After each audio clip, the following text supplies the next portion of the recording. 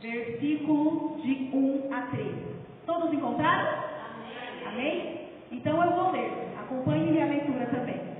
Tendo Jesus nascido em Belém da Judéia, em dias do rei Herodes, eis que vieram os magos do Oriente a Jerusalém. E perguntavam: onde está o recém-nascido rei dos judeus? Porque vimos a sua estrela no Oriente e viemos para adorá-lo. Irmãos, o motivo de Herodes ficar alarmado quando ele era questionado aonde estava o menino, o rei dos judeus, Herodes ficou muito agitado, ele ficou nervoso. Sabe qual era o motivo? Era porque Herodes era um rei megalomaníaco e ele tinha síndrome da perseguição. Herodes mandou matar a própria esposa e também um de seus filhos, porque ele sentiu-se ameaçado de perder o seu trono. Então ele manda matar a esposa e o filho.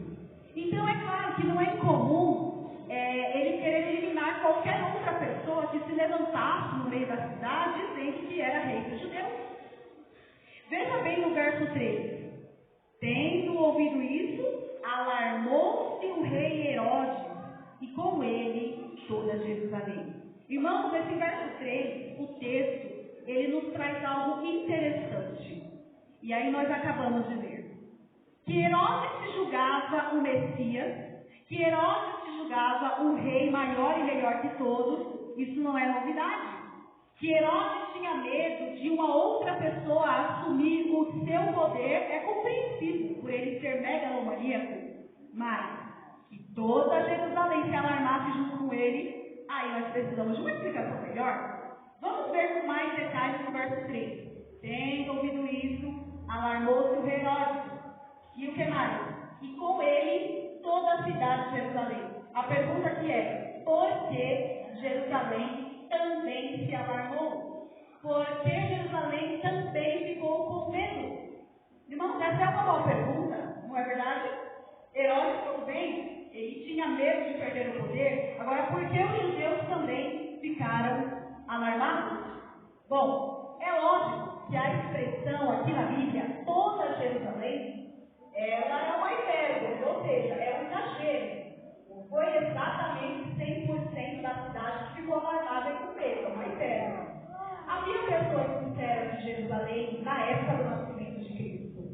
Havia um homem chamado Eli, uma senhora chamada Ana, havia um sumo sacerdote chamado Zacarias e outros mais que estavam esperando a vinda do Messias. E evidentemente, essas pessoas que esperaram a vinda do Messias, elas não ficaram com medo, elas não se alarmaram. Mas a pergunta ainda continua: por que a cidade ficou com medo junto com Herodes? Essa é uma boa pergunta. Sabe por quê, meus irmãos? Porque eles participaram do mesmo sentimento de temor herodiano. Se diferente do rei, eles estavam esperando o Messias, ou pelo menos diziam que estavam esperando, porque eles ficaram com medo. Irmãos, hoje muitas pessoas, elas querem a salvação, mas elas não querem o Salvador. Isso é muito pesado. Hoje muitas pessoas, elas querem a cura, mas não querem o médico. Hoje muitas pessoas querem a esperança, mas não querem aquele que traz consigo a esperança. Percebem? Eles querem as benesses, ou seja, as bênçãos que o Messias traz, mas eles não querem o Messias para si. A vinda do Messias, ela envolve também uma preparação para recebê-lo. Não é só vir, precisa se preparar. E essa preparação requer negação do próprio eu, requer rotina, requer entrega. E as pessoas, elas não querem se negar, elas não querem entregar e não querem compromissos com Deus. Por isso acabam tendo medo da vinda dele, medo daquele que eles dizem esperar, eles dizem aguardar. Aí eu digo também que nesse cenário de medo, os oportunistas, como Herodes, que entram na brecha da carência do povo e oferecem falsas esperanças.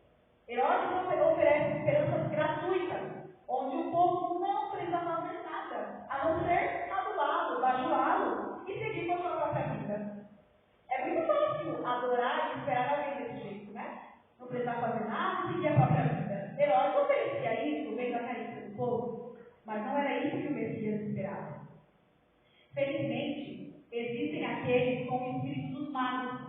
daqueles magos que vieram do Oriente. Eles vêm e contemplam aí um momento de oportunidade. O fato, irmãos, é que os magos queriam presentear o rei recém-nascido, o rei dos reis. Então eles enfrentaram o deserto, eles enfrentaram o calor, dificuldade, eles enfrentaram o desconhecido para chegar até o rei recém-nascido e entregar esse presente. Os magos, eles não eram oportunistas, eles eram oportunos. Olha a diferença das palavras. Viram o momento como uma oportunidade e eles não temeram se entregar a Jesus. Eles queriam ter um encontro com o Salvador. Eles queriam ter um encontro com o menino Jesus. O tempo passou e a história se repete até hoje, irmão. Estamos em 2022. Faz mais de 2000 anos que Jesus nasceu. E hoje as pessoas continuam da mesma forma. Muitos usurpadores e oportunistas estão em mais um Natal, tomando o lugar do verdadeiro Messias. No passado era o rei Herodes, era Augusto César, e hoje sabe quem é? O Papai Noel, a Coca-Cola, presentes e consumismos. Não é verdade isso? Todas essas coisas vão no lugar do verdadeiro Espírito do Natal. E todo final do ano nós começamos com a mesma mensagem. Não esqueçamos do Messias. E as pessoas também continuam com os mesmos jargões. Muita luz, paz, prosperidade. E a história se repete de novo. Novamente, a maioria das pessoas se esquece dele. Se esquece do menino Jesus. E quando as profecias anunciam que o Messias está chegando, seja através de um sinal cataclísmico, já previsto na Bíblia, com o Herodes e a população de Jerusalém, todo mundo fica com medo. Não é isso que acontece quando a gente fala de Jesus voltar? As pessoas não ficam com medo. Por quê? Porque as pessoas querem as benesses, querem as bênçãos, mas não querem quem? O Messias. Querem a salvação, mas não querem o Salvador. Precisamos, irmãos, pensar de que lado da história nós vamos participar e dar o maior presente a ele. Eu vou perguntar para você: qual é o maior presente que você pode dar a Jesus? 200 reais? 1000 reais? Todo salário. 13º.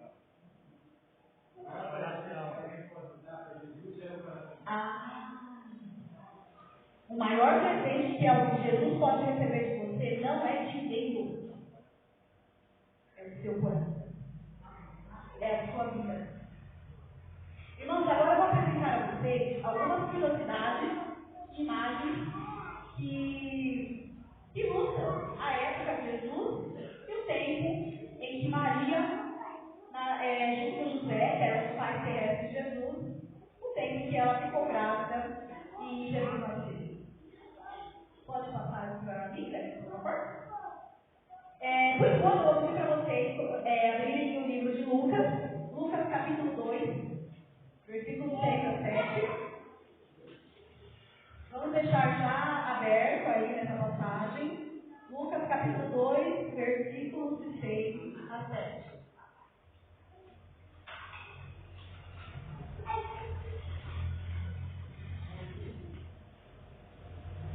Aqui nós temos o Evangelho de Lucas, o nascimento de Jesus também. Lucas capítulo 2, versículos de 6 a 7.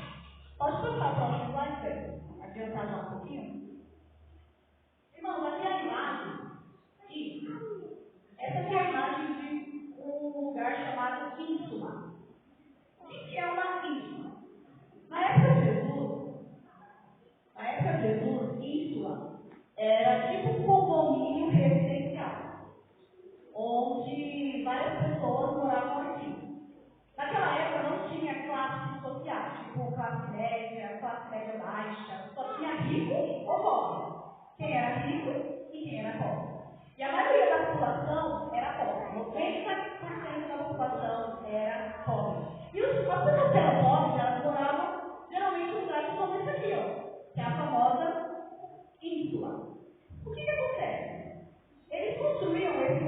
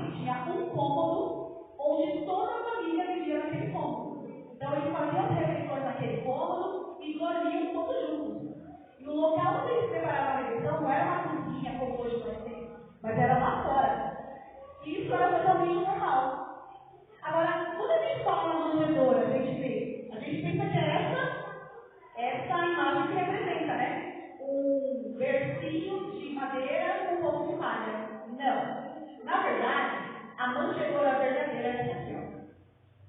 É feita de pedra, que é um local que significa até manchar, onde serviam as comidas dos animais.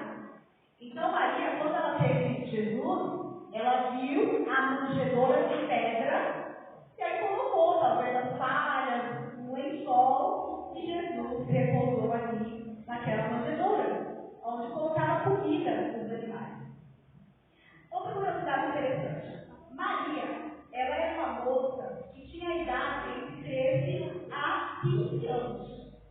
13 a 16 anos. Hoje você teria considerado uma gravidez na adolescência, né?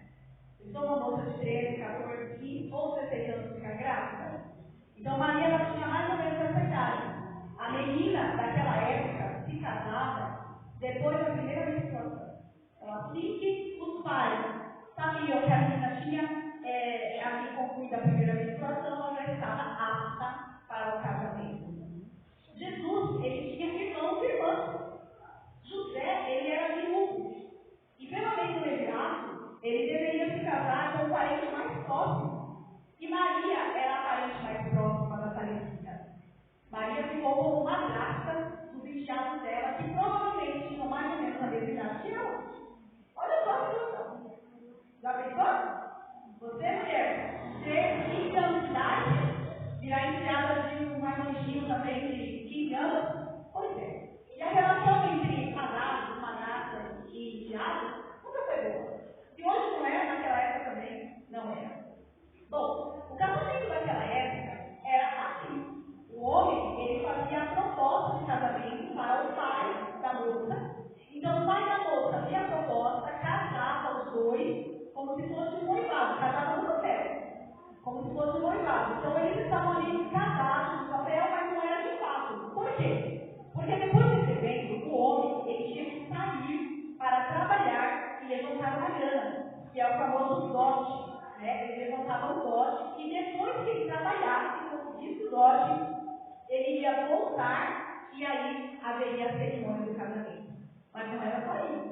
No dia do casamento, no dia da cerimônia, na primeira relação dos dois, a moça tinha que entregar ao pai dela um pano sujo de sangue, mostrando que realmente ela era virgem.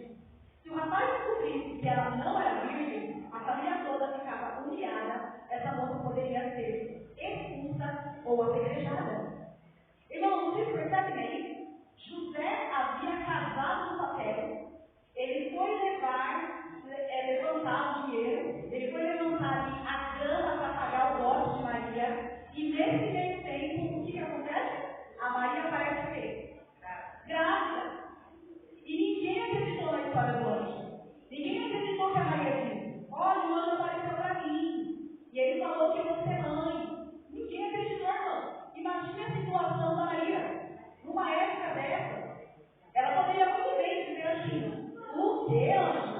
Você está pedindo para eu ser mãe? Ah, não vou aceitar. Por quê? Eu vou ser apedrejada, eu vou ser expulsa. Foi isso que a Maria falou para o anjo? Não. O que a Maria disse? Cumpra-se em mim conforme a tua vontade. Por isso, irmãos, que José, ele trouxe Maria para Belém. Mas José poderia ter ficado lá, no lugarzinho onde ele estava, mas ele não ficou. Ele trouxe Maria para Belém e nem procurou os parentes que moravam lá em Belém, porque ninguém ia acreditar. Jesus nasceu numa verdadeira humilhação. Jesus nasceu numa desconfiança. As pessoas não entendiam que um anjo apareceu a Maria. E vocês entenderam o que foi Jesus vir aqui até essa terra? Até os seus irmãos, uma vez, tentaram matá-lo. Os irmãos de Jesus, que eram os filhos de José, tentaram matar Jesus, de acordo com o livro Vida de Jesus.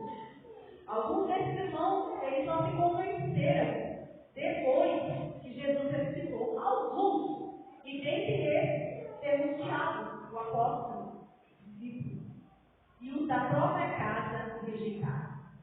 Então, muitas vezes a gente também se sente assim, né? Os da própria casa nos rejeitam, mas com Jesus foi a mesma coisa. Interessante isso, porque nós nos relembra a situação que é Jesus naquele momento. Abra sua Bíblia aí em Filipenses capítulo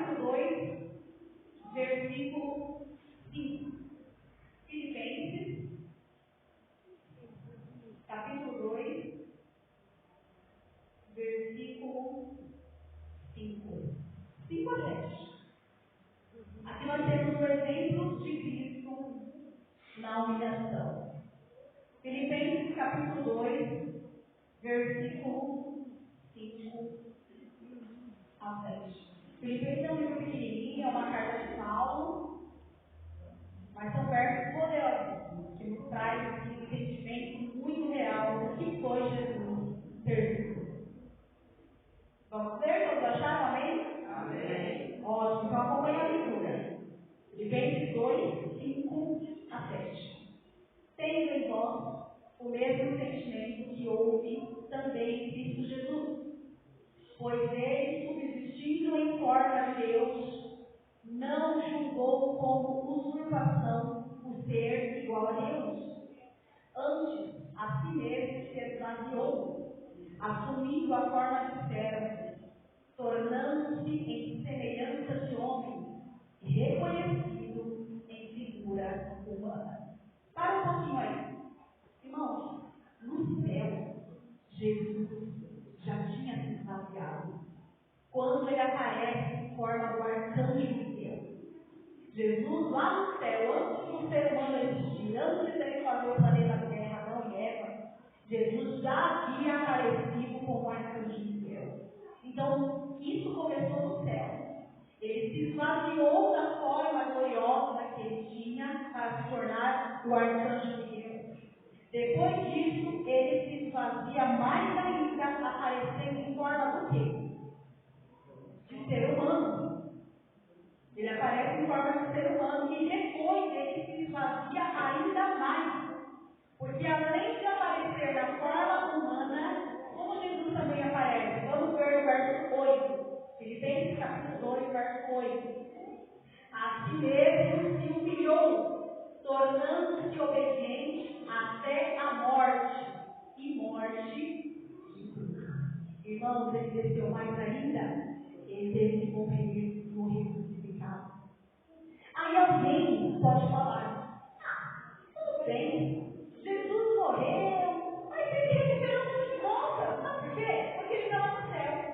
Irmão, nós temos um detalhe muito importante aqui no verso 11 até o verso 9 ao 11. Vamos ver, Filipenses capítulo 2, verso 9 a 11. Pelo que também Deus o exaltou sobremaneira e lhe deu um nome que está acima de todo nome, para que ao nome de Jesus se dobre todo joelho, nos céus, na terra e debaixo da terra, e toda língua confesse que Jesus Cristo é o Senhor, para a glória de Deus Pai. Irmão, se Jesus já é Deus, por que nesses versos ele teve que ser exaltado pelo Pai? Por que nesses versos está escrito que Deus teve que dar um nome com poder a ele? Lá no céu, ele já não era Deus? Isso é curioso. Muitas pessoas que não acreditam em Jesus como Deus, pegam esse verso e falam, tá vendo? Jesus é um profeta. Jesus ele era um simples homem, quem sabe iluminado, talvez como Platão, né? Talvez como Buda, mas ele não é Deus. Eles pegam esse verso da Bíblia e nós, como cristãos, adventistas, precisamos rebater tudo, irmão. Porque é interessante. Se você analisar bem, teólogos, algumas pessoas que são ateias, que têm argumentos, como você vai contradizer um argumento como esse? Dizendo que Jesus não é Deus. É interessante, né? Bom, olha só que fato curioso. Quando Cristo, ele assumiu a nossa natureza humana, quando ele virou um ser humano, ele voltou para o céu. Você acha que ele voltou para o céu como Deus? Não. Ele voltou como o quê? Como homem, como um ser humano, igual eu e você. A forma de um ser humano. Ele não largou a natureza humana. Ele ficou para sempre com ela. Para sempre Jesus estará com a natureza humana. Irmão, Jesus nunca mais vai voltar a ser o que ele era. Jesus, ele não perdeu a divindade. O que eu estou dizendo aqui não é que Jesus, ele está lá e ele está preso naquele corpo, não é isso. Jesus, ele não perdeu a divindade, ele não perdeu a onipotência, ele não perdeu a onisciência, ele não perdeu os seus dons, mas ele escolheu deixar para sempre aquela forma gloriosa, e ele assumiu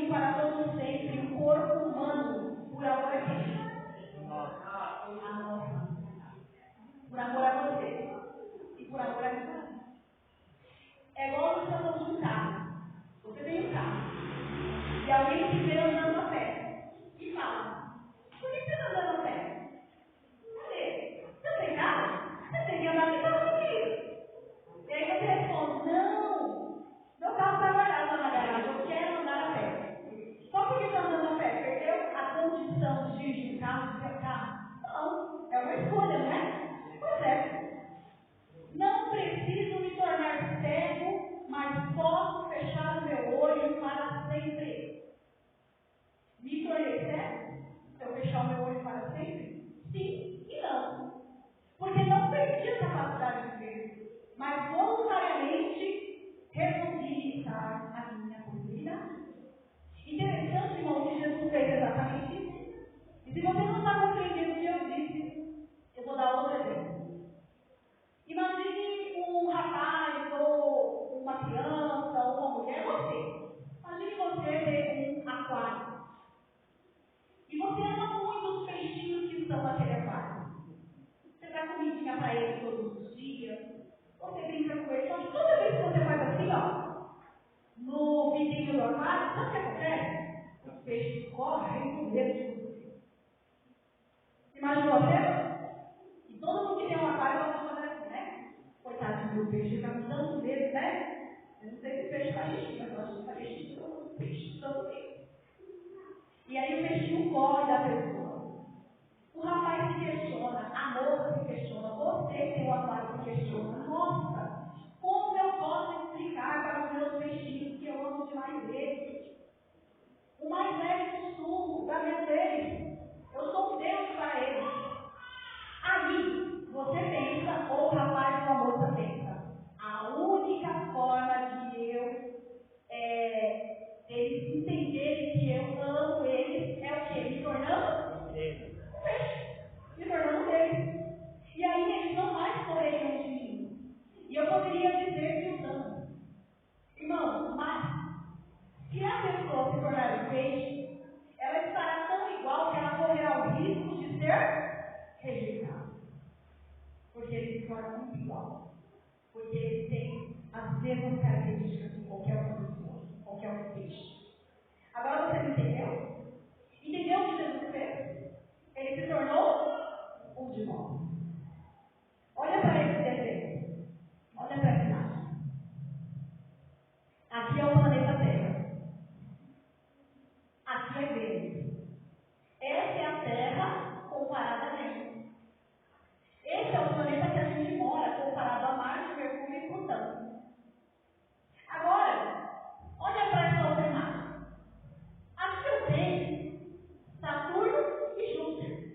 Aonde está a Terra? Aqui embaixo. Agora, a Terra comparada a Saturno e Júpiter. Isso mesmo. Isso é só um sistema solar. Perceba que Saturno e Júpiter, eles ficaram muito grandes, não é mesmo? Ficaram muito maiores que o lugar onde nós vivemos. Mas vamos comparar mais. Olha agora o Sol. Está na escala correta. Esse é o Sol comparado ao planeta Terra. Você consegue ver? É uma pontinha bem pequenininha, não é? Um pontinho. Ainda dá para ver um pouquinho mais gigante que a mão aqui, que é o Júpiter. Mas a Terra ficou bem pequenininha. Olha só que coisa, né? A Terra nem dá para ver mais. Mas vamos mais. Olha agora essa imagem. Olha como seria a estrela chamada Arcturus, comparada ao Sol. Não dá nem mais para ver a Terra, que é a estrela Arcturus. E esse aqui é o Sol. Cadê a Terra? Não. Dá para ver mais não. Essa é uma estrela Arcturus. Mas vamos mais um pouquinho. Agora, olha o tamanho do nosso Sol. Cadê ele? Cadê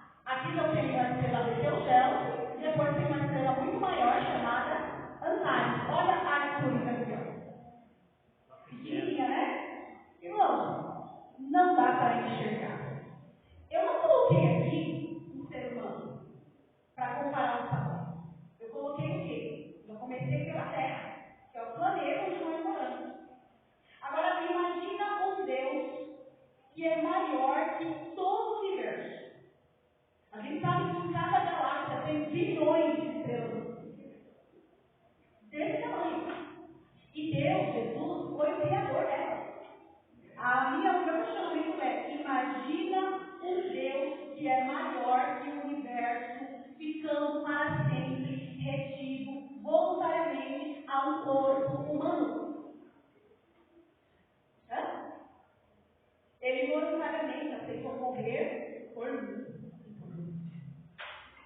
Ele voluntariamente aceitou nascer como bebezinho na maioridade lá com ele. Isso é amor? Isso é amor. Então, o verdadeiro espírito do Natal é esse.